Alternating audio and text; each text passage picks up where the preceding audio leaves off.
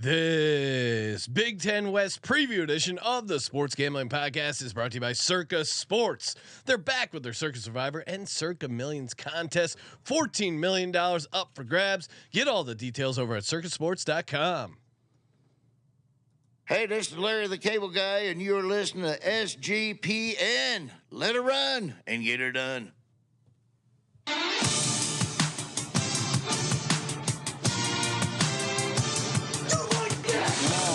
Cox. He's one of those guys who will get penetration.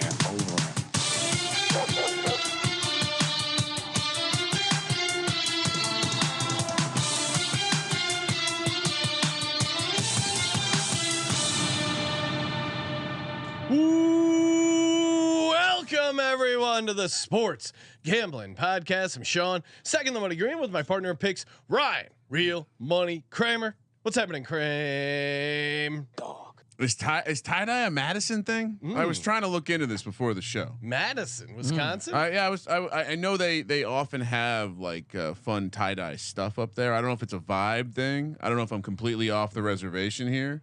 Just thinking of reasons why I wanted to get our sweet ass SGP tie-dye out here. Yeah, dude. Wow.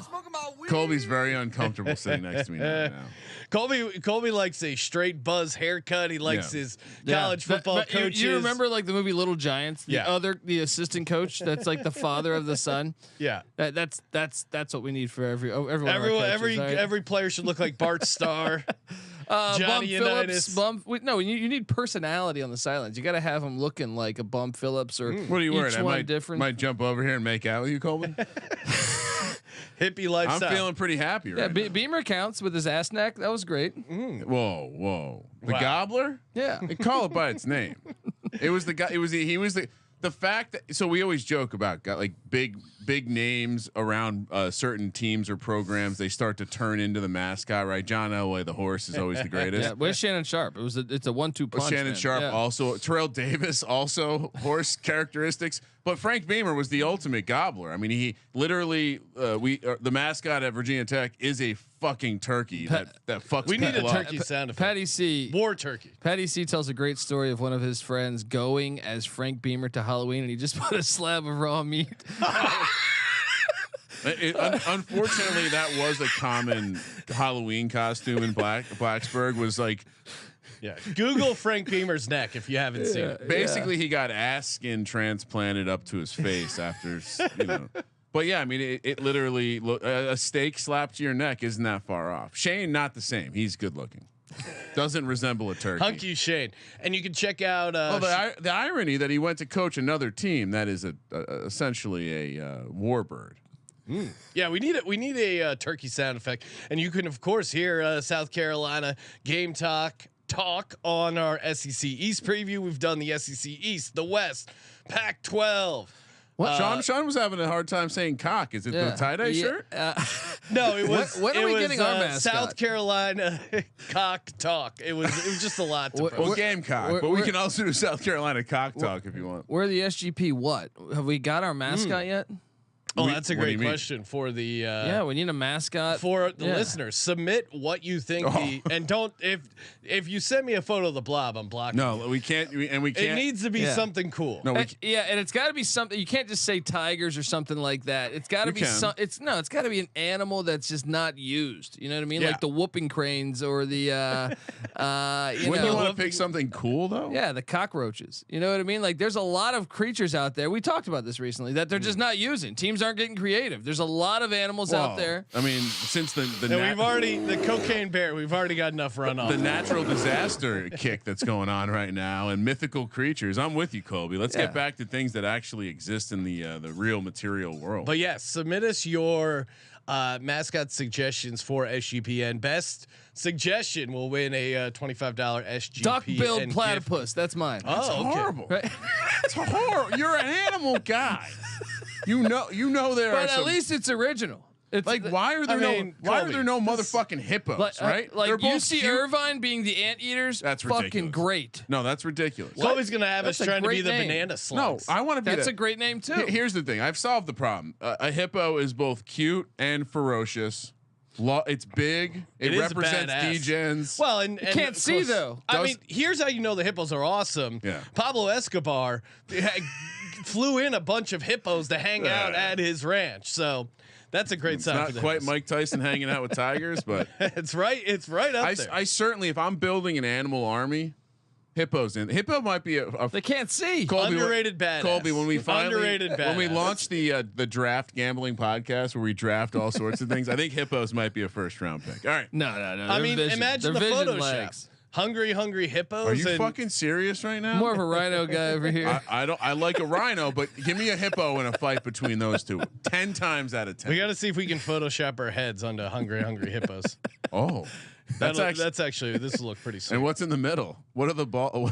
What are the balls? Some white balls. I mean, you look. We go through, I wear a tie dye and everything changes. especially for college basketball season. I go through 360 teams, and everybody's the Tigers and the Bulldogs. It is Where's pretty the lame. originality? There's no one's the tarantulas. Come on, Tarantulas are cool. That's what I'm saying. There's a lot of shit out there, man. There's a lot But- of shit out there they could look. There's just no originality anymore. Tarantulas Sean. look scary, but they're not that scary.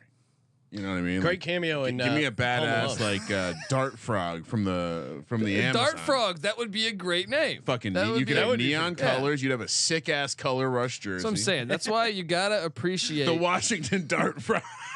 Like South Dakota State Jackrabbits, love it. All right. No one else uses that. All right. Well, let's get back to talking about teams with no originality.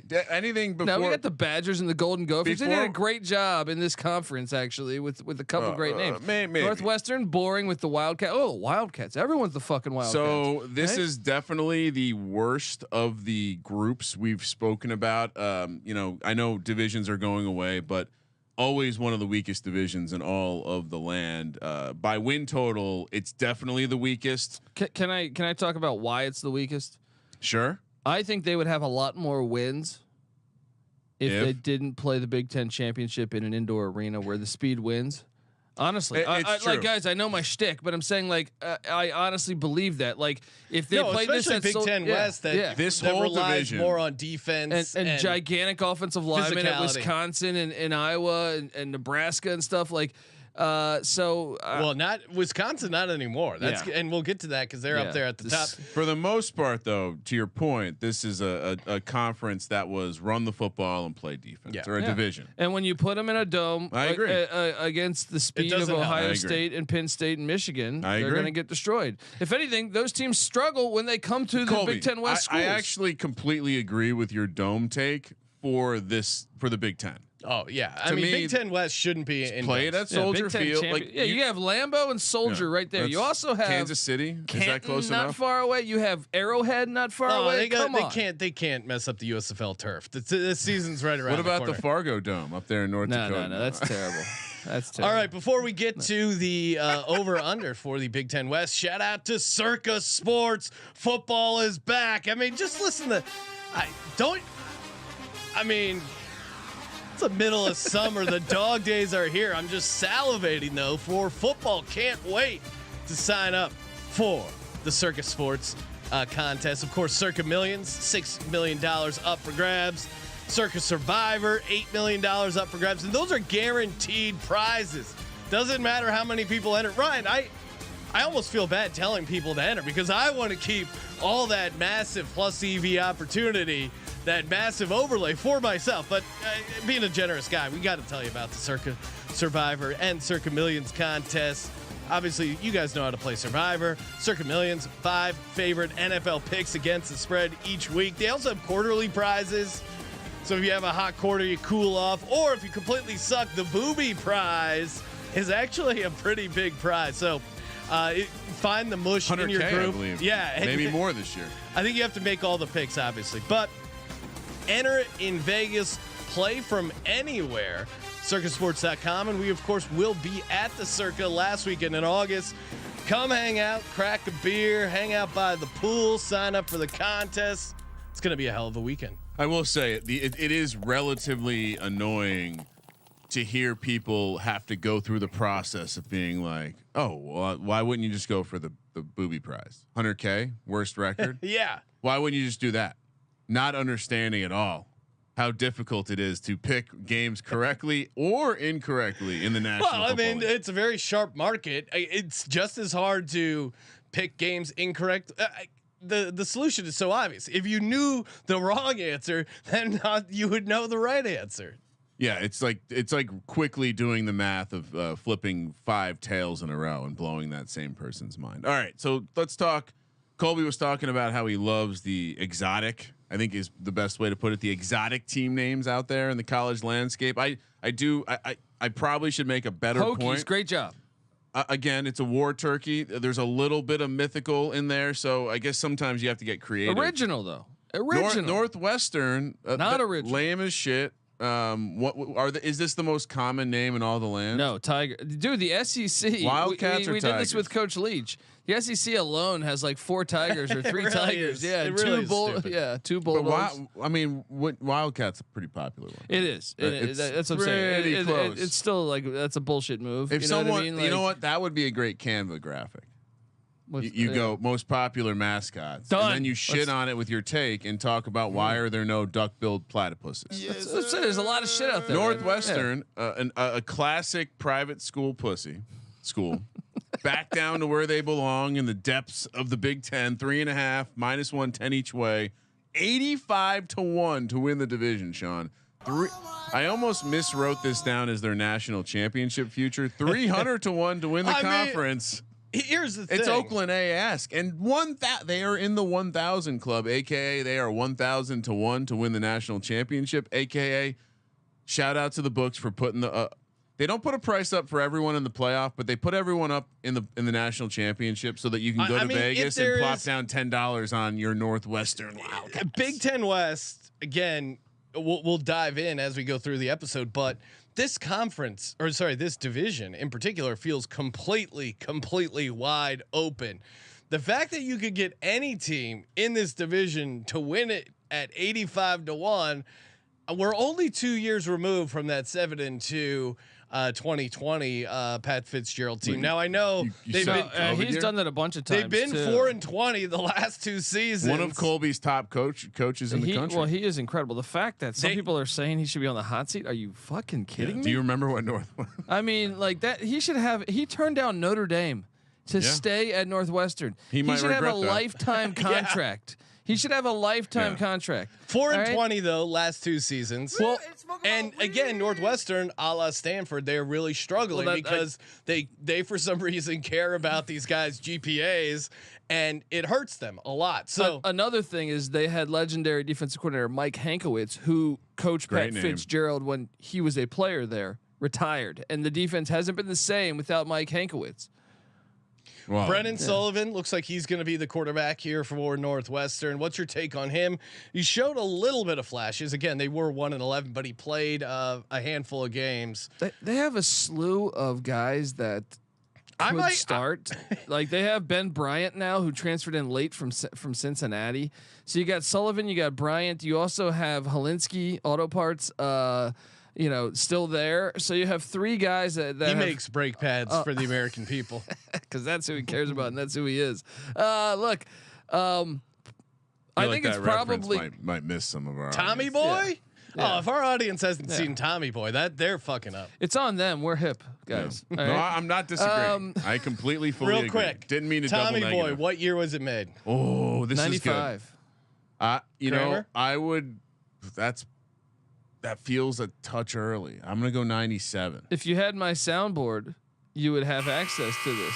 1995. No. Colby Dant is Well, correct. what's great is Farley has a great line. You know, a lot of people go to college for 7 years, which is pretty much every quarterback in college. They're called doctors. Yeah. That was, I mean, They're called Farley- quarterbacks. Hey, Van Farley- Wilder was a whole movie premise based on a guy being at school for 7 years. Now that with the COVID year, it's not even that impressive. PCU also, yeah. Yeah. I think a fun way to bet Northwestern is take the under at 3.5, but also get down on the division at 85-1 because there's a scenario. No, absolutely not. All right, I mean, Fitzgerald's done this before. talk it up, Colby. They're always a mystery team to me because it's not like he's did this once. He's done this like 3 times. But the problem is that he did that with Hankwitz, and I haven't seen this defense be good since Hankwitz is gone. Sure. So I am a bit concerned there, but I mean, they play a schedule's pretty. I would say it's the closest thing you can have to a cake schedule. What was that win total? 3.5.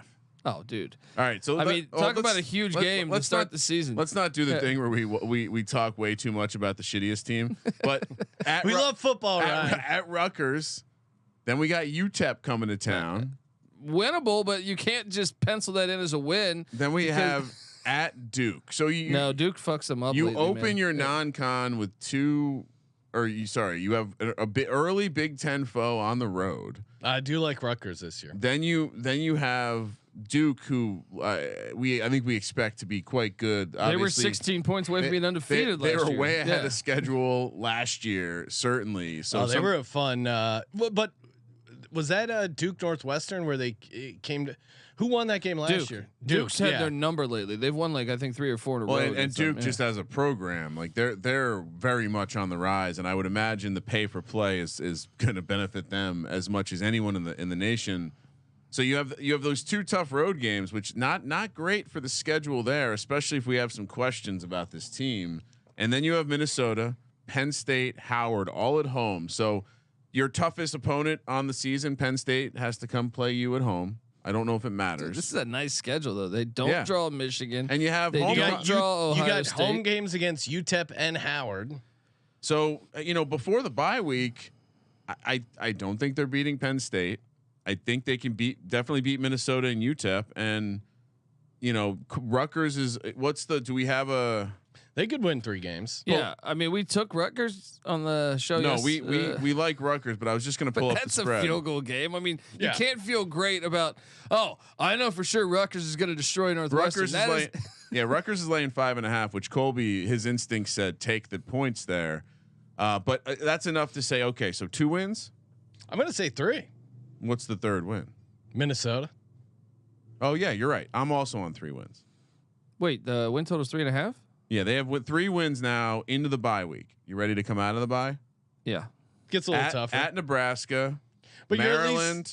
At Nebraska, you're at least coming off the bye. Iowa, and who knows? Iowa, they're playing. Well, listen to this one. Colby's gonna love this because he feels like all football games should be played on a baseball field. No, well, they're playing Iowa in Chicago. I think Iowa is the team that loses the home game here. We've highlighted this on the college football experience. This is a history game that to honor the history of how many they've been playing games at Wrigley for fucking over 100 years. College football games. I love this. College football historian Colby People Dant. are idiots and they don't realize that football for a very, very long time was played on baseball fields, and you should not forget that history. That's because baseball was bigger than football in the beginning. But yeah, so they play this on a neutral, which who has the crowd here? Iowa, right? I mean, that's interesting. It is. I mean, I don't know because is Wrigley closer to. I guess if Iowa's having a nice season, perhaps the crowd is making a trip there. That's a geography. We'll look at the map in a little bit. Then you have at Wisconsin, Purdue, and at Illinois. I will say, the road games are. I don't fancy the road games to be super winnable. I think Illinois is going to be a very tough out in Champaign all season. Yeah, but Purdue at home, they could win that game. The Wrigley game, they could win that game. Maryland, no, I don't think they can. I don't think I actually think they give Iowa problems. Especially Iowa on the road is a completely different team, and that'll be interesting to look at with their. Because they are the team losing the home game here, so that'll be interesting on their win totals because obviously that's huge. My point is, of these 6 back half of the games, I think 4 of them they're going to be somewhat in the game. So I think them getting to 1 game after the bye and maybe 3 before. There's a lot of formulas to get to 4 games. I'm going Northwestern over. I thought I was going to be under. Yeah, no, I think I'm on the over too, and Northwestern. They've given Iowa a hard time, man. I know Iowa, since they've gotten rid of Hankowitz, has won 2 straight. But like prior to that, Northwestern had won 4 of 5 against Iowa, and even with that, those games are close. I was listening to the summer school series because you haven't gotten to Minnesota yet, and it does sound like for me the reason I can take the over on the win total here is it does sound like Minnesota early in the season could be in a bit of a a mess. There's just a ton of questions. So up top here, I mean, Wisconsin with their new offense. Well, to your point, Minnesota has a lot of transition. Purdue, brand new coach. Nebraska brand new coach. Yeah. Can they get a win down? Like basically what I'm betting on. Can they? I think they have 3 by the time they get to the bye week. So can they get 1? In some ways, this Northwestern team has. I'd go over, but I'm not definitely not playing the future. But yeah, they have the easiest version of the schedule. Scared off at 85-1. I think it's ridiculous giving out a reckless. I mean, this is part of the problem with the content creation world and sports gambling. What's the problem, right now. Ryan? Accountability. Giving out winners. I am accountable. God damn it! You saw my USFL record. I'm not running from that. When I saw Sean quote tweet the USFL episode with his record, I was like, that was this is gonna be a good football season. Ryan, do you want to do another sub reference because we these episodes are you're right pre-taped. I was still enjoying a moment there.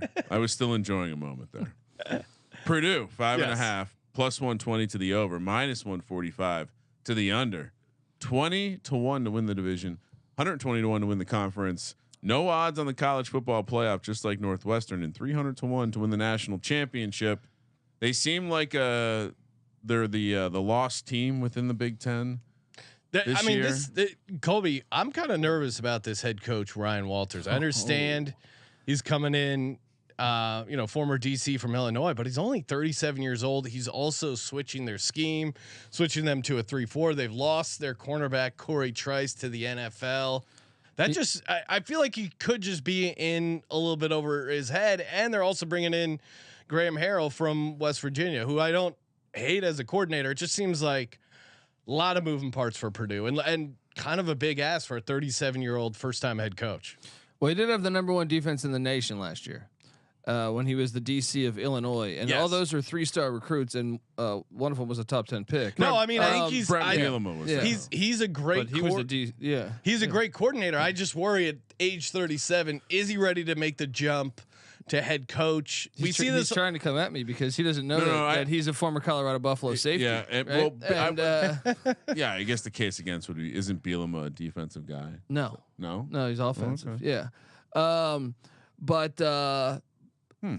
here's the thing: is they coached the linebackers for the Giants. I mean, I guess he kind of did a little. Didn't he do special teams too at one point? I guess it's kind of all over the side of things, but. Hudson Card they brought in from Texas. Look, obviously, a brand new what coach.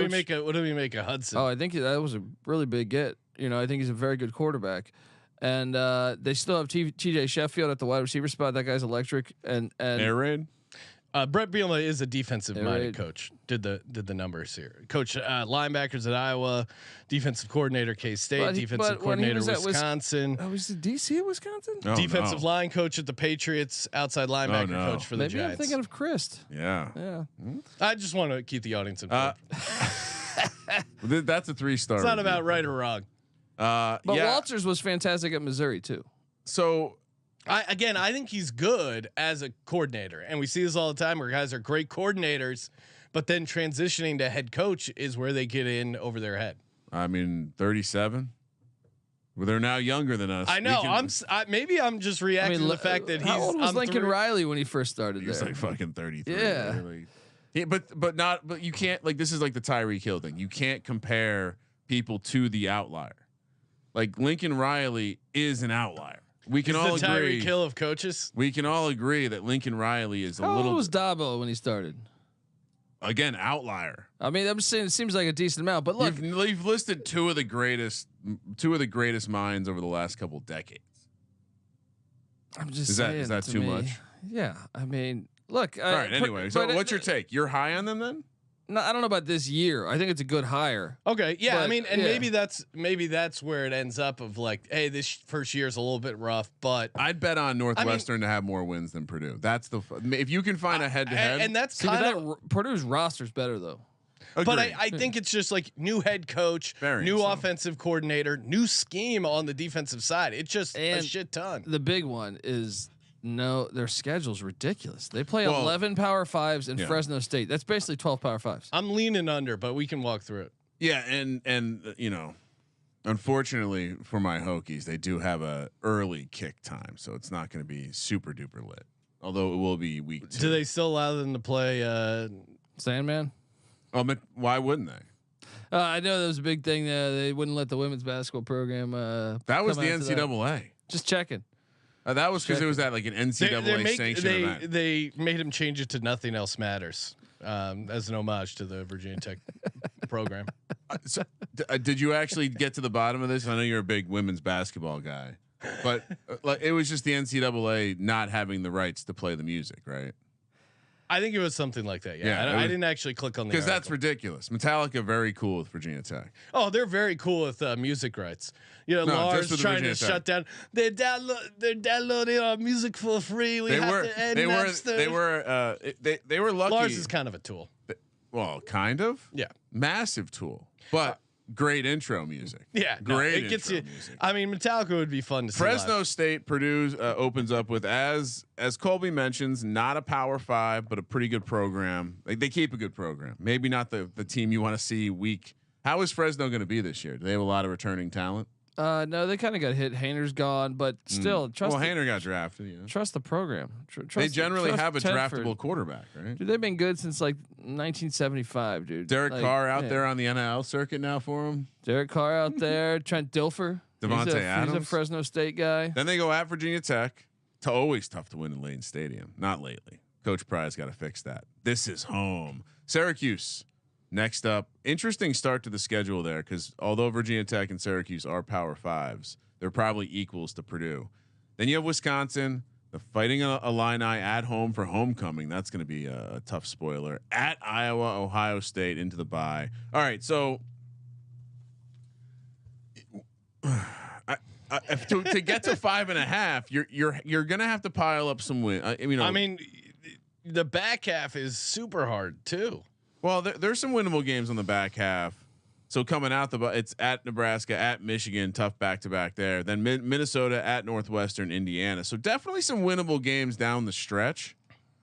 Of course, I think they maybe get 2 after the bye, and I don't see how they get to 4 in this. Well, my point is, especially with a new head coach. To Colby's point, like it's a new head coach. The 3-4, like it.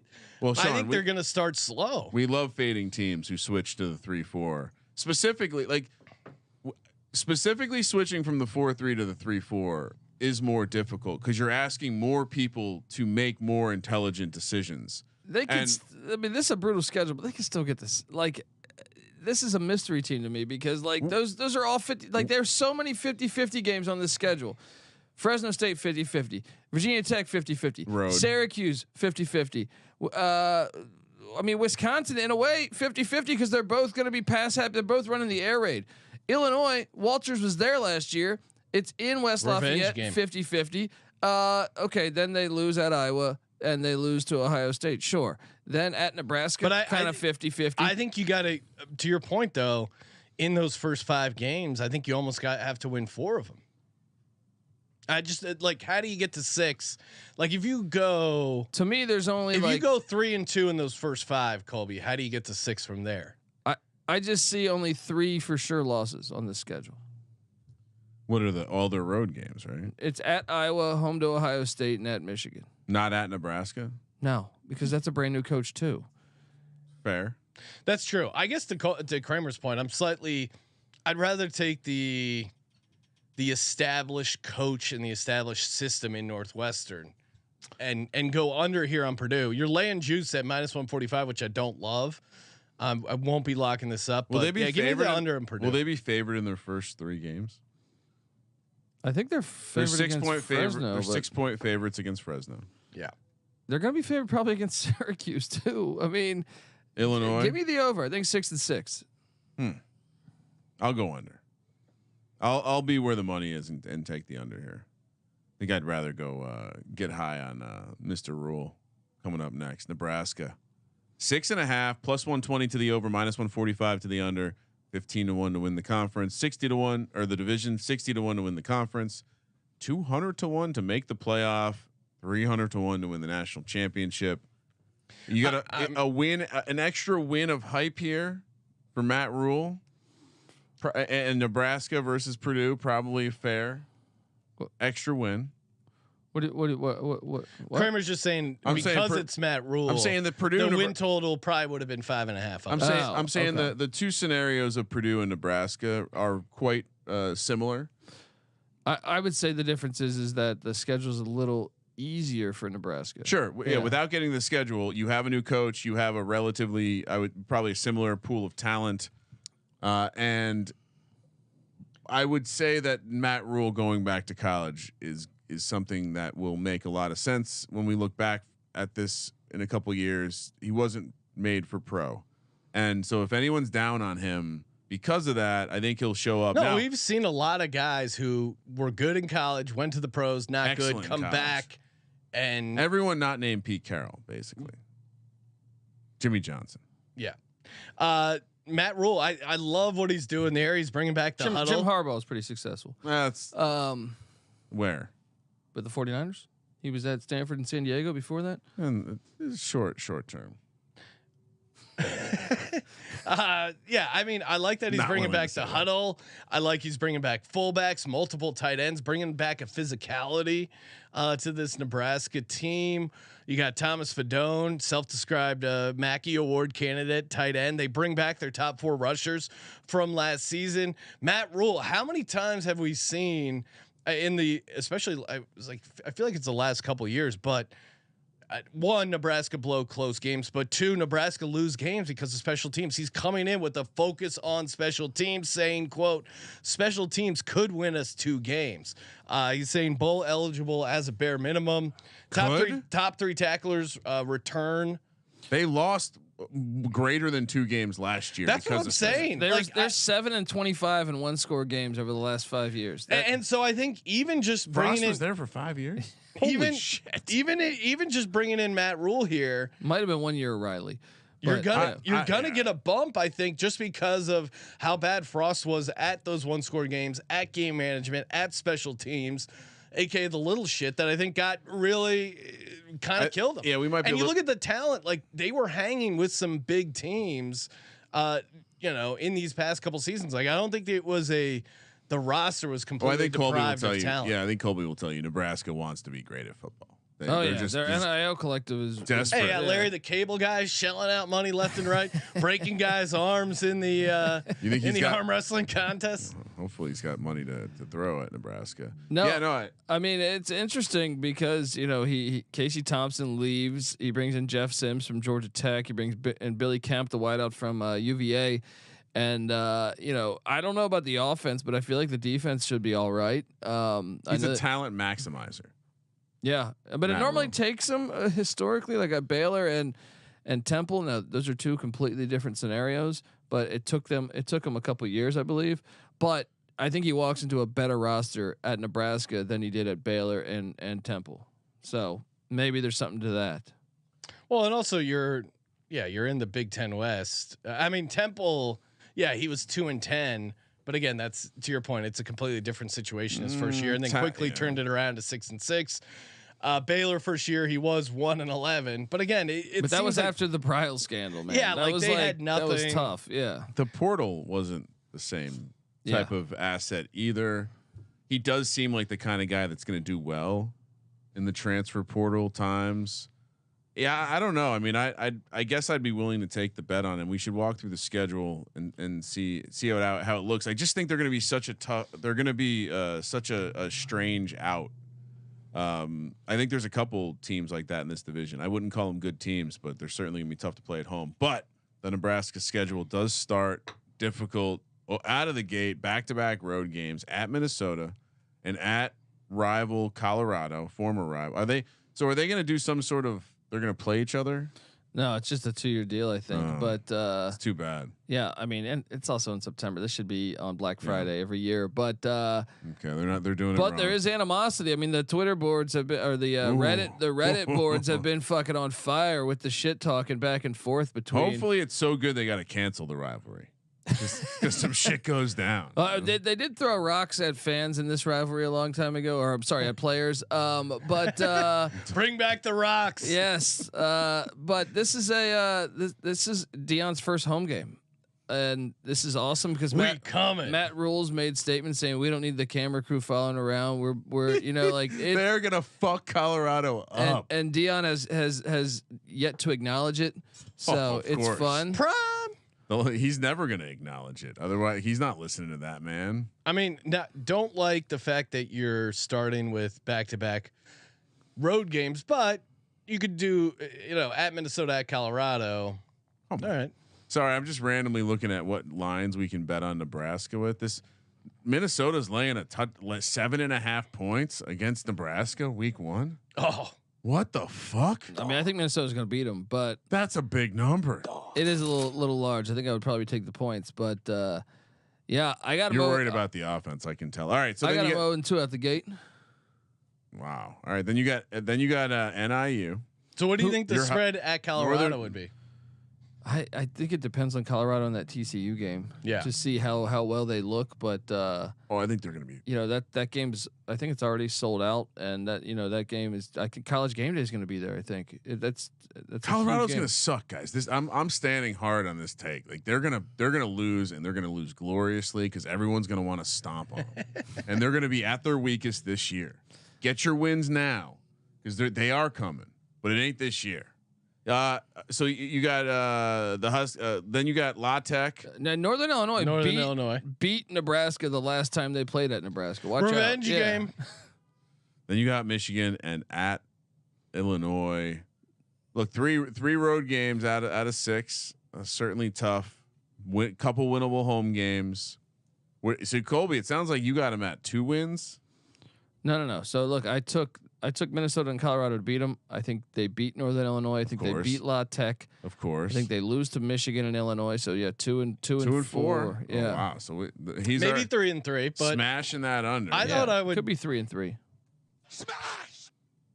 I think you're right though, Colby. I think the Matt Rule might need some time. Now that I'm looking at the schedule, oh no. All right. Instinctively, I was going to take over, but let's wait till we get off the bye because then you have Northwestern again. Matt Rule. That's a win. On the bye week. That's a win. Northwestern off the bye. Then you have homecoming against Purdue. You have at Michigan State. That could be 2 You wins. have Maryland at home, which at this point now we're getting to the time of the year where there's going to be snow on the ground, hopefully in Nebraska. And then at Wisconsin, which should be a tough spot. That's a good game. I think Wisconsin probably a little overrated right now. Then you have Iowa at home. All winnable on the back end, but because that's when it will be officially like his team. I feel like in November they'll know what they want. You know what? It's probably 6 and 6. It's probably 6. That's what I'm thinking too. Yeah. Shit, I guess I'm going under here then. I thought I could get to 7, but that's tough. I could see 7, but I could also see 5. You know what I mean? So no, I think we were fair. I think you have to be fairly optimistic to get to 6.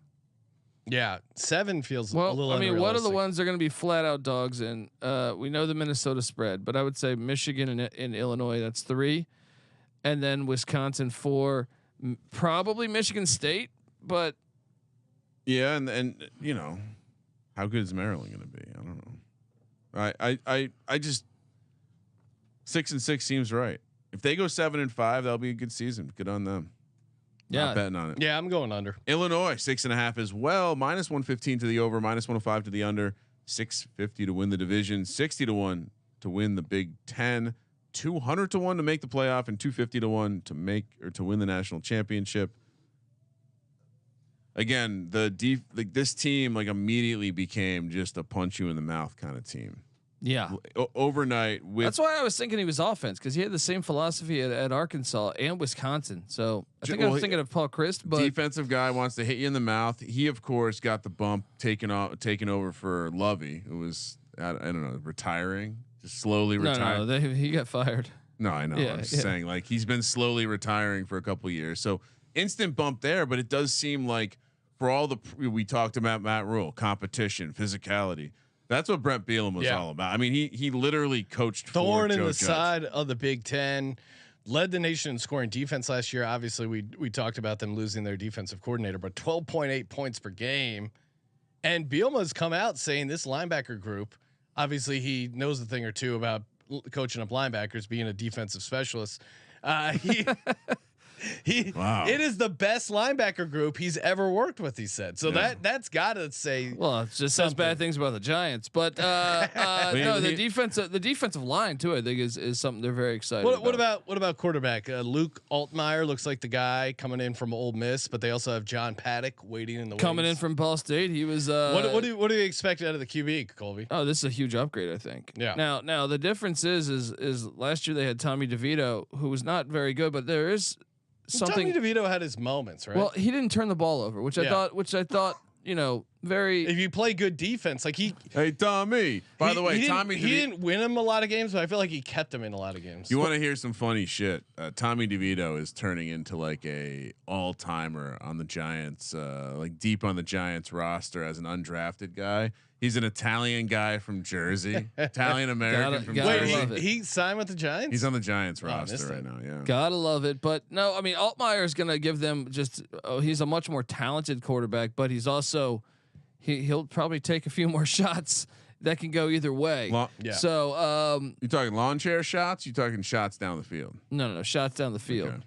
And so that would be interesting to see. Obviously, they lose Chase Brown at the running back, who was a force. But he just seems like, if you follow Bielema's history, he's had great running backs wherever he's gone. So I'm just assuming Reggie Love's going to have a big year. Their biggest loss last year was 9 points. I mean, all their games were relative. Yeah. Like everything's going to be a slick. They got hosed in that Michigan game too. But yeah, I mean, I think this only 5 road games. I think they're a legit contender to win the Big Ten West. I think. Oh yeah, I'm with you there. I think they're going to be just such a tough out. You gotta. I mean, we'll look at the schedule because I also think they got a decent version of what the schedule could be. All right. What was the win total on that? 6.5, same as Nebraska, which that my takeaway was Illinois stood out in this division overall. It seems like they're closer to the top teams than they are the teams they're bundled up with. They open with Toledo, which very winnable game. Then at Kansas, Colby. Toledo won the MAC though. That's a losable game too, man. Oh, yeah, there we go. Well, Toledo was beating Notre Dame. It's a start of every schedule that we walk through. Oh, they're one of the top FCS teams. There's like an 80% hit rate. When they're playing Wagner, I say they suck. No, there's occasions, but I'm saying 80% of the time, their week 1 game. Kramer will say like, all right, chalk this one up. Coley, not so fast, not so fast. Content writes itself. 10.5 point dogs. The Toledo Rockets week 1 at Kansas basketball school. Although this is a Friday night game, so this will be fun. We'll have to make sure to get some special action on this one, Sean. A little Friday night football. Then you got Penn State. They miss Ohio State and Michigan. They get Penn State and they get them at home early, which I think is probably good. No, I think you'd rather have them late. I think right when it's colder, right? No, because what's their quarterback situation? I know that. What's their quarterback situation? That's fair. Alar, get the quarterback early. You're a defensive guy. That's what you want. Then you have the Owls of Florida Atlantic. Sneaky. That's their basketball team you're thinking of. Colby. No, Casey Thompson. I did hear an Owl. He was good enough to start at Nebraska last year. He's starting at FAU. I was walking the dogs and I heard an Owl this morning, so maybe that's a sign. Then you have at Purdue, Nebraska, at Maryland, Wisconsin, all at home. Homecoming with the Wisconsin game. That's so great. Bold. He fucked up Wisconsin last year. Bielema, you gotta love it because they're going to the Dairy Raid, and Bielema, who had great success at Wisconsin, that is please Bielema win that one by 75. This is the best possible. I do think they lose to Penn State. But every other game is available to them. I got them losing to Kansas and Penn State. Really? Yeah. Okay. In Lawrence Friday night. So maybe we wait on them, get some nice value in the real time win total market when they're 1 and 2. I do think I probably don't have them losing. The Kansas game is going to be fun. So maybe it's Wisconsin, maybe it's Kansas. At Maryland, they could lose that. I got them also going. Was it 6-2 then, Colby? Yeah, 6-2. Yeah, 6-2. 6-2 sounds doable. I'll meet you there. With the back half, we're sitting pretty. Coming off the bye, you got at Minnesota, Indiana, at Iowa, Northwestern. There's 2 or 3 wins available there. Yeah, at Iowa, give me it's the going over. to be tough. Give me the over. But yeah, I'm with you. I like this. I mean, I like Illinois in general. Iowa might not play any offense again, too. That could be just an all-time. That could be Iowa's always tough. That's like a 9-6 game though. Yeah, but one that 9. That's what Ferentz wants you to play, and he'll probably win that. Him and Bielema. Didn't he beat Penn State 6-4? Just jerking off on the sideline. Like he won at Penn State. Don't 6-4. get Colby all horny right now for ugly football. I mean, I think they have. I could be optimistic and get to 9 or 10 wins. Oh yeah, is that crazy? Yeah, 10 and 2. I like this team. I mean, we'll get to it, but division. I mean, division. If you like him to win the division, I mean the division price is plus 650. The conference price is 60-1. So if you like the division, you almost have to play the conference as well, right? Because the only difference, look at that price difference. What would their spread be against like 10 points? We might actually have this right? answer. Hold on. But like to me, but if they won the division, it means they're a decent enough team. They're 9-3. They're 10-2. They've shown a lot. Yeah, granted they would be pretty big favorites, but it's still well, like Northwestern's been like 3 touchdown dogs before, right? Yeah. In Big Ten Conference Championship. Yeah. I feel like probably. Yeah, 17. Well, I think the schedule though, they don't have that gimme game. Like you're getting Kansas, who's I think second in the nation in bringing back returning production. Toledo won the MAC. FAU is a solid team. FAU's been recruiting really, really well for a group of 5. So they don't have that like true gimme, but they would have to be plus 17, plus 715 in the Big Ten championship for that jump in price to make that's the mechanical. So I think they'd probably be like, with 715 gets you about 60-1. So I think they'd probably be like plus 500. That's what I'm saying. I think it would be probably pretty good.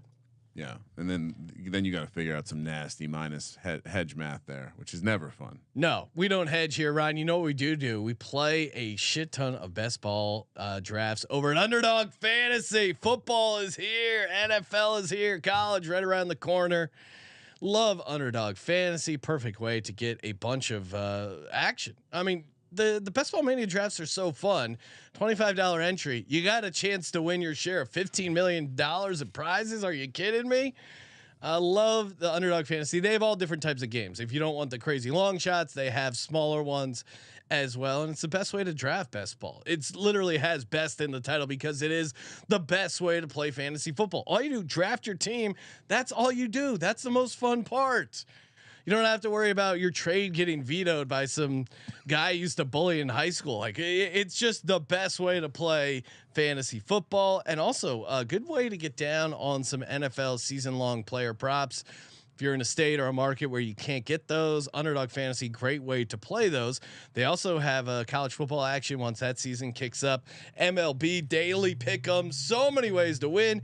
And if you use our promo code SGPN, you get a 100% deposit match up to $100. That's UnderdogFantasy.com. Promo code SGPN. All right. So we are now creeping along to the better half of the Big Ten. Or so we're led to believe, Ryan. Again, I think what stood out to me is I think, just kind of I love putting all the data in, sorting it by win total and seeing where teams stand out to me. And I didn't have as much confidence in the 3 teams above versus Illinois. So why are they different? Minnesota, 1 win better than Illinois in the market, 7.5 plus 135 to the over, minus 165 to the under. So you see where the money's coming. 450 to win the division, 30-1 for the conference, 80-1 to make the playoff, and 200-1 to win the national championship. Again, I listened second best college football team preview stuff is that Bud Elliott summer school stuff, and when you listen to Colby hasn't done Minnesota yet. Colby hasn't done Minnesota yet. They don't crack my top 5. It's college football experience, college baseball experience. Wow. No, you know what it is? My top college football shows: college football experience, college football Big 12 experience, college football FCS experience. These things they're going to exist soon. You just pop the lid. Minnesota. It seems like the TLDR there is it seems like there's going to be some growing pains. Minnesota. In Minnesota. To start the season. Big losses on offense. They lose Ibrahim. They lose their three interior offensive linemen. Ibrahim was a beast, but I feel like they've always got guys at the running back spot lately. Yeah, Fleck has built a program, so you wonder how tolerant they will be to rebuilding. I will say programs of this level. I can say this because my Hokies are kind of were operating at this level. But there are times, and I would imagine that with the transfer portal, when you get hit a little harder at a couple key positions where it kind of does stifle you a little bit. This win total feels a little bit based on reputation and recent success more than it is. I thought they did a great job in the portal. Let's talk about it. They got Elijah Spencer, who was a stud at Charlotte. They got Corey Crooms from Western Michigan, where Fleck was previously at, and then they returned Span Ford and Daniel Jackson. And they also have Sean Tyler, who was another WMU guy. But what I find interesting is the schedule, man. The schedule is they Colby's just in his lab with like all the yarn tied to different variant things, push pins and a cork board. And it's just schedule. Well, they get Michigan and Ohio State. Yeah. They draw Michigan, Ohio State, and Michigan State. You can make a case like those are three of the top 4 teams from a recruiting standpoint. Yeah, at UNC, Eastern Michigan has had a knack of. I feel like if you take out the COVID year, the last 4 or 5 seasons they've beaten a Power 5, and then even the Louisiana Raging Cajuns in the Sun Belt, not a terrible team. So at Iowa, Fleck has never beat Iowa. Yeah, Ferentz. That's his number 6-0 against them. Stupid Iowa fans think they should fire Ferentz. It's fucking incredible. No, I mean, but I think this team, and here's another thing I want to key in on is Tanner Morgan is gone, but I almost think this could be addition by subtraction because man, he kind of struggled the past 2 years, man. So I haven't seen this kid play much, but what do they call him? I think it's like the Turkish rifle. It's a play on the Polish rifle, Jaworski. Ron Jaworski When he was at Youngstown State and firing the Eagles. those pierogies. Nothing better than watching Lawrence Taylor just ragdoll Jaworski all over the place. What about 6'7" tight end, 6'7" Brevin Spanford? He's a beast. Can't miss that guy. They also lost their center, 4-year starter. Well, that's what I'm saying. The 3 interior offensive linemen, I think. Most importantly, John Michael Schmitz, who is going to be an All-Pro player in the NFL. Yeah, sounds like a cocktail. You lose a center like that. You lose the center and the quarterback. That might matter a little bit more than other positions. And so no matter how well you do in the portal, like has Fleck ever has he had success plugging guys in immediately having success? I feel like decently, but I think it is it's probably going to be the quarterback position that's the X factor here. Morgan though really did struggle the past 2 years. I feel like he had a great sophomore junior year and he used that COVID eligibility, came back last year. Good enough to make it to the NFL. On the Steelers roster, right? Yeah, now. But I mean, I'm just saying, they do have 7 home I was games. not super impressed the past 2 years, and if this kid coming in can be better, I ate shit on it. I was high on him 3 years ago. I was like, man, this Tanner Morgan guy. Yeah, we should just talk the schedule because I think the schedule is what is the ultimate equalizer, and I think to your point, having Michigan and Ohio State versus only Penn State at home. To me, that's the difference between Illinois and what was the win total again? 7.5. 7 in Minnesota and 7.5. As to why do they not have the same win total? I understand the juice is pushing them closer together with the minus 165 on the under, but they opened the season with Nebraska, Eastern Michigan, another directional. None of us are on Eastern Michigan, right? That was the Michigan we left off. No, that's my squad. Oh, you're Eastern Michigan, but I think they're going to be 2-0. I think they're going to be 2-0. Yeah. And then they have at North Carolina. That is they could win that game though. I mean, North Carolina is a weird team, man, and that's not a toxic environment. That's like your UCLA of the East Coast right there. Oh wow! They got charcuterie out there. Yeah, oh, definitely. That's what I'm saying. North Carolina people are very into themselves. If North Carolina was in the SEC, they could be maybe the most obnoxious fan base ever. Well, they would let you know. I think that's a winnable game. If anything, I think I kind of favor them. I think I favor Minnesota to beat North Carolina. Just they're more physical, man. Another scheduling nugget: they have back-to-backs twice on their schedule. Yeah, which it's pretty brutal. You don't back-to-back often, road. Yeah. You don't. Sorry, back-to-back road spots. You don't often see that on a college schedule. So yeah, at North Carolina, at Northwestern, back-to-back. That Northwestern game becomes a little harder, I think.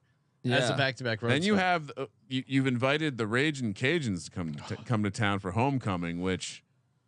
Or how are they looking? This is now they're year a bowl 2 team every year, so I mean you gotta take that one and say, hey, okay, don't overlook the Raging Cajuns, or you will get beat. But they just had their two good players were kind of rated by Alabama. Actually came and got them. So dicks. I would still say, dude, call me crazy. I think and then they're Michigan. probably gonna be 5-0 or 4-1 in September. Yeah, and then they have Michigan, then a bye. So.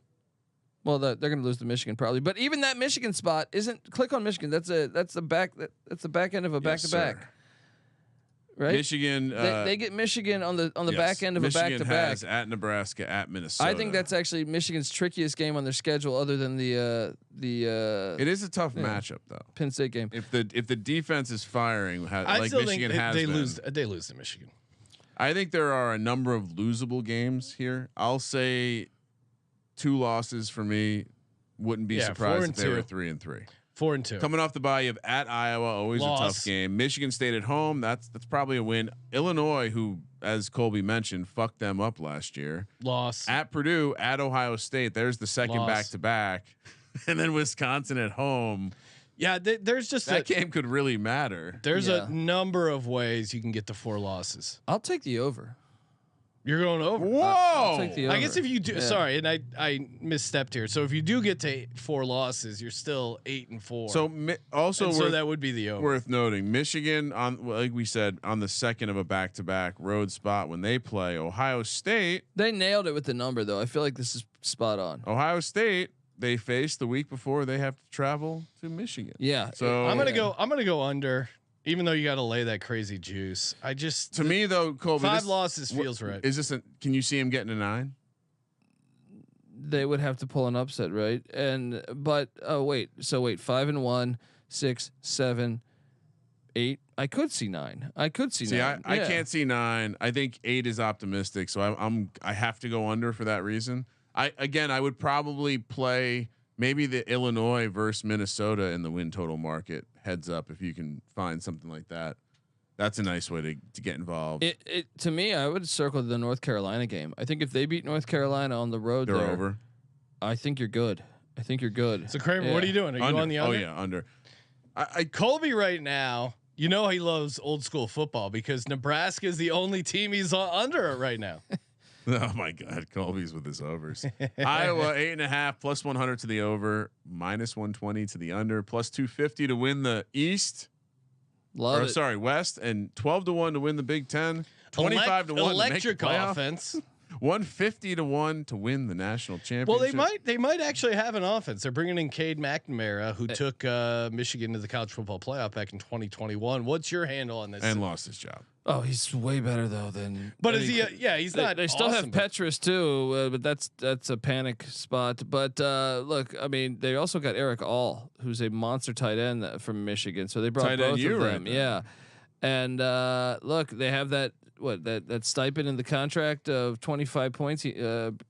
Kirk Ferentz's son, Brian Ferentz, is the OC. Oh, this is great. And he put this in there that they must score, I think, 25 points a game or he gets fired. So they're going to be running it up. Is it an average 25 points per game? Well, no, if you do the average for the certain amount. No, but I mean, does he have to get 25 points in every game? No. For the entire season? I think it's a number so for the whole season. You know he's going to be piling it on. Look for those overs, man. If it's they're playing Utah State in week 1 and that thing's close, he's going to put up 70. Yeah. Do you think the issue last year was that they didn't know the goal was to try to score? I actually don't understand Iowa football fans. Because honestly, I almost hope that they fire. I know their athletic director just left, and they want the best coach in the history of their program to fire his son. Well, they want to fire the head coach too, just because their offense is boring.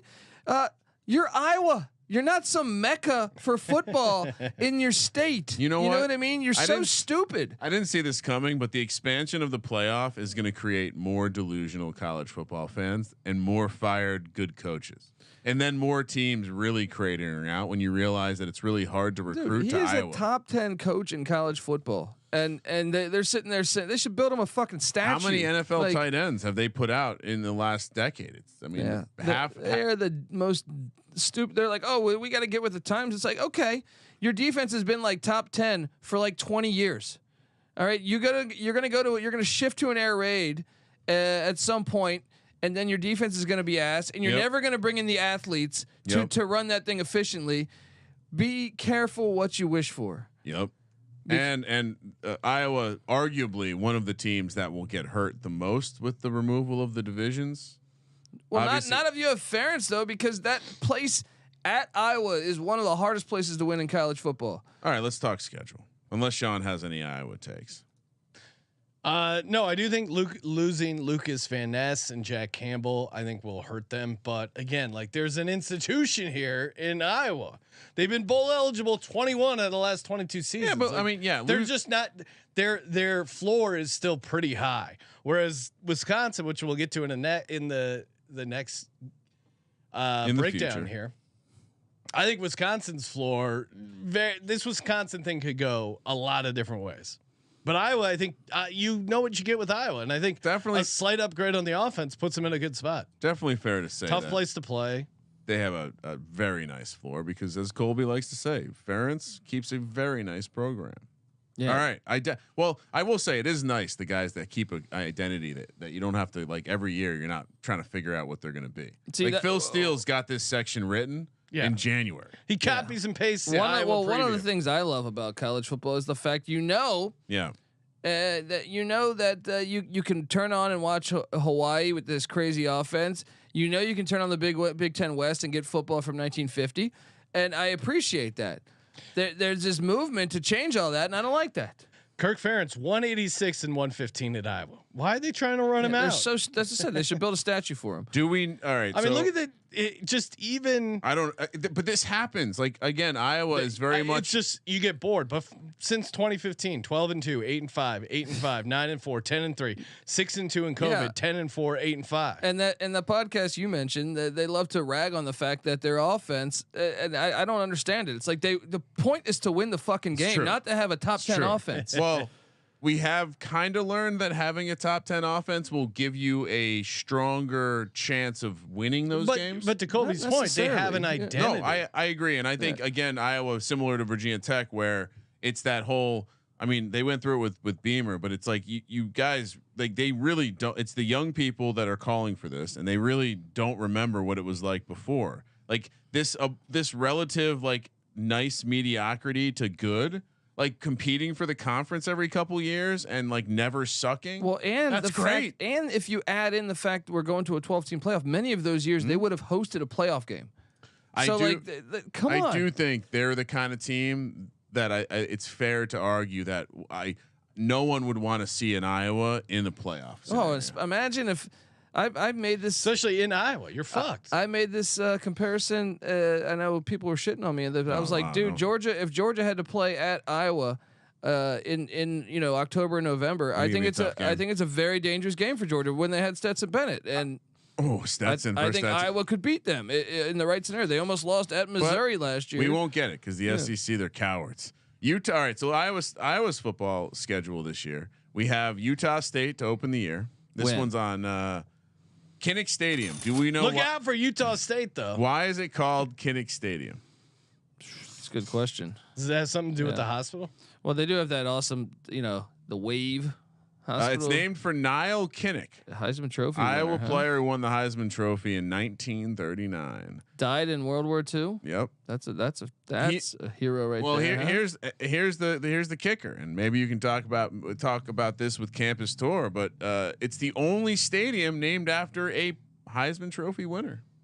That's a fun nugget. Now you know. Remember that show, Reading Rainbow, and then we have at Iowa State. Rivalry. That one's crazy. So throw the record books out for that one. You think so? I do. I think that's a crazy. I'm going to give it to Iowa though. By the way, Iowa State won last year, so I could totally see Iowa winning this year. But I think this is like a field goal game. First time Iowa State's won in. But all those games were fucking. Go look at the scores. It's like overtime loss, overtime like. But Ferentz has owned. I'm blanking on the coach. Matt Campbell, but yeah. he Correct? has. But like one of them, like Iowa State. I think the last time they were in Ames, Iowa State was up like 19-7. There was a 12-hour lightning delay. Who do you favor this game being week 2 or week 2? I mean, I would say probably you would Iowa State -1. Yeah. All right. You so know what I mean? Like just so you know, so everyone knows, Iowa is laying 21 against Utah State week 1. If you want to go out and get that one, Western Michigan, the Broncos. That's my directional Michigan team. Love that. Love me some Broncos. And then you have at Penn State, Michigan State, Purdue for homecoming, at Wisconsin, Minnesota. I'll say this. I do like the conference teams. They're catching at home. I do think their road games are all going to be losses. The Penn State game is interesting because you said like that's an automatic L. You have a quarterback who's not experienced going up against one of the best defenses in college football. Upset alert. No, I would say it's a loss, but I don't think they lose at Penn State and at Wisconsin. I think they actually win one of those. So I got them 7-1. It's a night game, also. Yeah, it's going to be a Penn State game. It's tough. It's going to be a whiteout. I mean, I would favor Penn State, but I just think it's an early test. If I was Penn State, I'd rather see Iowa in October, November for your young I agree. quarterback. I think I'm saying Penn State's going to win that game, but I think. I mean, I took Penn State too. I think they either win again at Penn State or at Wisconsin. I don't think they lose both those. It is. I'm saying 7-1. It is hard to find too many losses. I think they can lose all the road games. The Iowa State game's very tricky. Iowa State, you're right. It's a rivalry. And what about Wisconsin? I kind of favor Iowa because of that shift in philosophy. I'll go 2 losses. Although Western Michigan's going to be a hell of a test. I'll say 2. Hell of a test coming out of the MAC. All right, then you come out of the bye, late bye. That's always good if you're a good team. Northwestern, Rutgers, Illinois, all at home, and then at Nebraska. Well, Northwestern's that Wrigley game. I'm sorry. Neutral Back into a baseball field. Then you have Rutgers, Illinois, and Nebraska. It does seem like Iowa. Maybe they lose one. I mean, yeah, maybe the Nebraska game. So even they lose 2. This Big Ten West is hard to predict, man. They lose 2 before the bye, 1 after. I think Illinois could 9-3. Yeah, I mean, I think Northwestern's given them trouble over the years, but they also could beat all those teams. And you're getting +100 on the over. Right, so I like over 8. I mean, honestly, they could go 11-1 based off of like the schedule, like, but they also could go like 6-6. No, I feel like I got them. I got them. If I'm taking over, best case. If I'm taking over, I like taking institutional overs. Teams like Iowa, they're going to be good at home. It doesn't matter who they're playing. Yeah, I'm going over 8.5. I'll take the over too. I think that's more likely they go 9 or 10. And I trust Ferentz, mathematically, Colby has to take a Wisconsin under. Well, I'm furious about that move. You know that's coming. Ryan, we still haven't gotten our cow sound effect. I think it's add that to the board. It's definitely. Wait, one more time. Just let's get this clean. Well, where are we talking? We're not there yet. We'll get there. When we mentioned Dairy Raid, give me Iowa. I'll say this: I don't love the win total because I do think it's more likely to be like 9, maybe 8 versus 10. So you take the division instead, if you like them. This is the hardest one to project because they're all field goal games. Like even when Iowa wins, and some of their 10-11 win seasons, they win every game by 3. It's like they always have great special teams, great defense, and it definitely won't be one of my locks. All right, Wisconsin 8.5 -125 on the over, +105 to the under, 130 on the division, 8-1 for the conference, 12-1 for the playoff, 70-1 for the national championship. Of course, going to the Dairy Raid offense, as Colby informed us. Just certain things shouldn't happen. That wasn't as good as the other one. Certain really things bad. just shouldn't happen. Like this is disgusting, right? I mean, That is a disgusting act. We're never gonna get this clean. I mean, what do you make of Tanner Mordecai coming in? I mean, he's a high recruit that went to Oklahoma. But I am concerned. They lose their defensive coordinator, Jim Leonard. They're switching to the Dairy Raid offense, which is just a wild. It's gonna be a disaster. When you know how they're bringing good Wisconsin's been running. I saw an anonymous quote from a Big Ten assistant coach saying like, you know, bringing in Phil Longo as their offensive coordinator and making this switch. It's like this. They either know something we don't know, or this is going to be. I got an idea, guys. We got to get Dairy Raid T-shirts going with the tie. They're out of their fucking minds up in Wisconsin. Well, I mean, I did my the college football experience. I did my like top 10 like most interesting teams in college football. And Colorado and Wisconsin were the top 2. Oh, you got just because of like extremely high variance. Well, you're in Madison, Wisconsin too, and you're facing the rest of that division is like they bang. You know what I mean? So I don't know that they're equipped a long term because recruiting in that area, you normally get those like run heavy offenses. So you're trying to do air raid, but Longo comes in, Mike Leach ties. Their offense was fantastic at North Carolina, but they also, what was the knock on North Carolina? They weren't physical.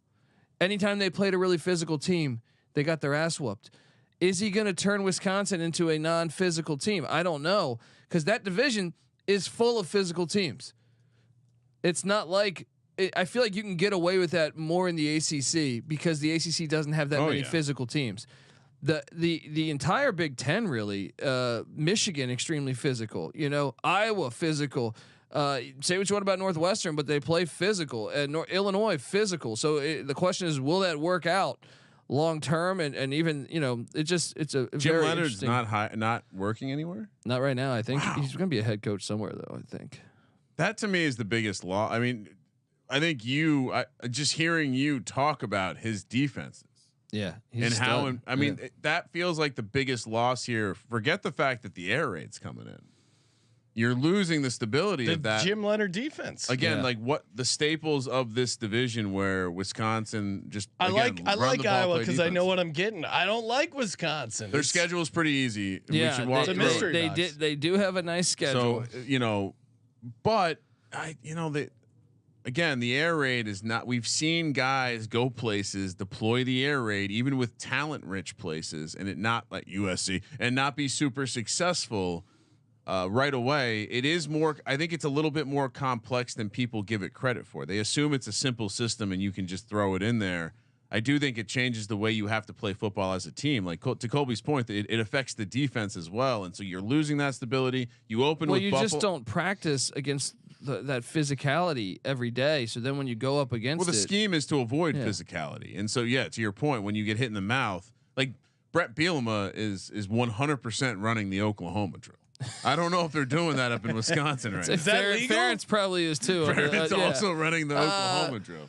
But the schedule, let's get to the schedule. Right, Buffalo at Pullman, which Wazoo beat them in Camp Randall last year. That's a circle that one. I hope that's the first away game in Pullman since 1998 out of conference because no one wants to play there. And another thing is they have been running the air raid forever. I know. So they know how to defend it. Yeah. So why are they playing this game? That's crazy. Then you have Georgia Southern, who watch out. Watch out! They beat Nebraska at Nebraska last year. They're good. Man. I was going to say they get the runoff of the SEC, so they have some talent. Then you have at Purdue, early bye week. Hate that. Hate the early bye week. Maybe good for a team deploying a new offense. What do you think? 3-1, 2-2? I think there's 3-1. I think probably 3-1 to the first 4. Maybe 4-0. Washington State. It's not a lock. They win night. Yeah. 3-1 feels optimistic. Rutgers. For homecoming, how dare they? Iowa. What's the win total? 8.5. 8.5. Okay. At Illinois, Ohio State. A tough spot. So they only get Ohio State, no Penn State, no Michigan. Then you have at Indiana, nice Northwestern, schedule, though, Nebraska, and at Minnesota at the end of the year. It's a very nice schedule, and that's why you like it. But I can find 4 losses. Well, here's the thing, right? Yeah, I'm not going to fall. Come out of the bye. I'm not going to fall for this schedule. You bullshit. come out of the bye, and what do you face?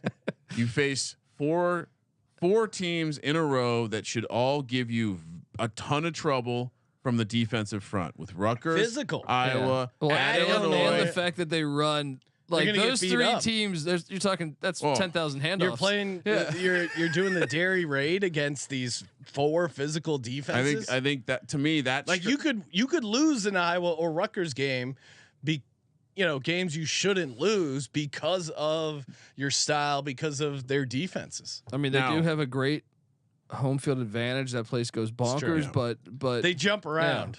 Yeah. But that being said, so jump around. I am not high on them. I think they could start the season slow. I like them to get upset in Pullman. I think that stretch is difficult, but you still. So let's just say they lose 3 out of 4 of those games, and Washington State. That feels like a pessimistic version. I think at Indiana, at Minnesota, maybe not the toughest test. I think they. So I'm working my way to like a floor of 8-4 though. I can. Or are you saying the floor is really low because the offense might just not work? I think the floor. The floor could be 6. This is why they're so interesting, man. You could say like, dude, they could go 5-7. They could go 11-1. You know what I mean? Like, but I think they probably lose in Pullman. I think they probably lose at Illinois, Ohio State, Minnesota. Those are 4 that stand out to me. And then we just did the Iowa thing. I took Iowa to beat them there. I mean, who knows? That's like a field goal game to me. But they could also beat Minnesota. They could also beat Iowa. They could also beat Washington State. Yeah, that's what I'm kind of getting at. It seems almost like it's a favorable schedule because they get Indiana. They get Indiana and Rutgers from the East. Yes, they get Ohio State, but at least it's in Madison where they could pull the upset. So it's a very nice schedule, but I'm taking the under. I kind of think the way that I want this to end is that Wisconsin, Iowa, and Illinois all end on 9 wins. I think it's harder to play. And Northwestern. No, it's harder to play the over on Wisconsin because of the offense, like the change, right? But he is bringing like some guys from Cincinnati with him, but they didn't run the air raid at Cincinnati. Yeah. So it's weird. It's like he's bringing guys that are familiar with Luke Fickell, but they're trying this brand new scheme that's never been done at Cincinnati and anywhere at Fickell. I mean, what are your thoughts on Fickell? Like, I think he's a good coach, but I also think he's a little overrated. I think like everyone thinks it's such a great hire. Like in the AAC, why is he overrated? Well, they just play a lot of games. Like their talent level in the AAC was a lot better than a lot of the other teams. And you look back at last year, they almost lost to a bunch of teams. Like they won those games, but there was a lot of close calls in his run there where you're like, man, they should be beating them by 4 touchdowns. You know what I mean? Like look at South Florida last year. It was 1-11, almost beat Cincinnati. Well, when you enter Power 5 play, you get a good team almost every week. So it changes. You don't have the South Florida on the schedule. You don't have, so I do think there could be some regression in that regard. First year at Cincinnati, 4-8. First year at Ohio State, only year at Ohio State, 6-7. Well, I think the thing is Cincinnati has always been a monster waiting because there's not another Power 5 in Ohio, and Ohio's a gigantic football. Well, he was great after his first year. He had great consistency. But the question is can you don't have that many layups in the Big Ten? You know what I mean? Correct me if I'm wrong, but didn't someone else take over at Wisconsin try to change? No, like Wisconsin's philosophy. A little bit of Gary Anderson, and then they got immediately got reeled back. Gary Anderson, a little bit. Could that happen here? A long term, not this year, but yeah. But like if we're like 8 games into the season and the air raid's not fucking working, are they going to be talking about how he's got to change his philosophy? I don't know because they gave him a lot of money. Barry Alvarez is their athletic director. Yeah, it might be. All right, OC gets fired. They give him a. I'll go under just because it's a more compelling story. I think they have opportunities to go over the win total. Would never miss. They're must watch every week, man. Time for our Big Ten West locks. Kramer, you're up first. What do you got? 2 locks in a future. Illinois over has to be a lock. Okay. And then I think I have to go Iowa over. I keep locking up these overs, but I'm not taking a ton of them.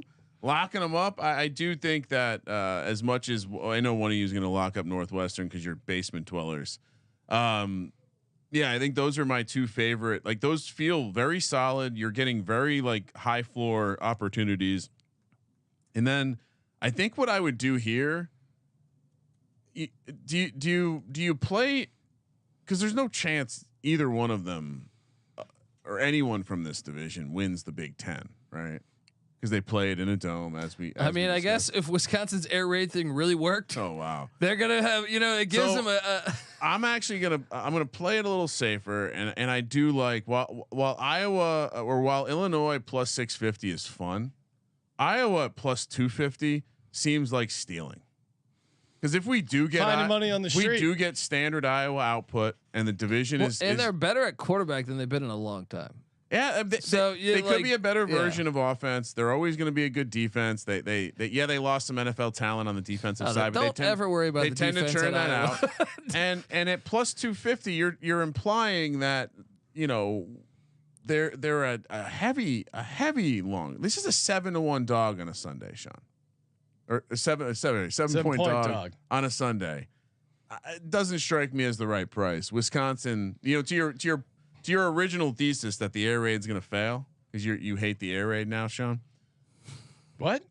Oh, I'm just saying that was your whole thesis on Wisconsin. The floor is very low because I like philosophy. the air raid. I just think I just think it's not the system you run at Wisconsin, and it's a crazy change to make for that program. But you do like the name Dairy Raid. No, I do like. I do like that name too. Moving on over to my line.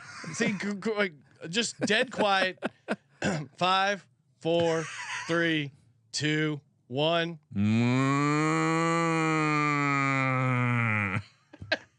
YouTube.com/sportsgamblingpodcast. You have to see the intense look. And Adi, if you're listening, please pull a clip and zoom in on Ryan's face. All right. For me, lock Illinois over 6.5, Northwestern over 3.5. For my futures, I do like Iowa would win the division at plus 250, but I'll co-sign that with you. I also like that's mine. Never mind. Winning a little extra. Give me Illinois to win the division at plus 650, Northwest to win the division at 85 to 1, that's not and Illinois to win the conference at 60 to 1. Hedging opportunities available. To be clear, I'm not co-signing the Northwestern play. Okay. We are going to lock up Iowa over 8.5 wins. You can trust it. It's a name brand you can trust. Kirk Ferentz. Nice. All right. It's a name brand you can trust, Patty. I almost said Patty C. Sean. Oh wow. Whoa. And I've been putting on a couple pounds. And sorry, Colby. You have been craving what's in that cup? I was spinning from your insult. So wait, what are your locks? Iowa over 8.5. Pay attention. You can trust it. Like Callahan breaks. Yeah, exactly. Look, and Wisconsin. If you want me to take a shit in the box and label it guaranteed, that's Wisconsin. So Wisconsin under, Iowa over. No. My other lock. No, not Wisconsin. It's going to be Illinois over 6.5. Yeah. And then I also like Iowa. Nice job, Colby. And Iowa plus 250 to win the division. Oh, we did everything the same. That's the play. I'm Sean, next time I guess I'm the only one who believes in Northwestern football. Next time, well, I mean, I went to a public school. I wouldn't know. Hey, make sure you smash that subscribe button. Got more college football previews on the way. Turn on your auto downloads. Join the auto download army. Thank you for participating in the Sports Gambling Podcast. For the Sports Gambling Podcast, I'm Sean, Second Money Green, and he's Ryan. Definitely a hippo. Kramer. Let it ride.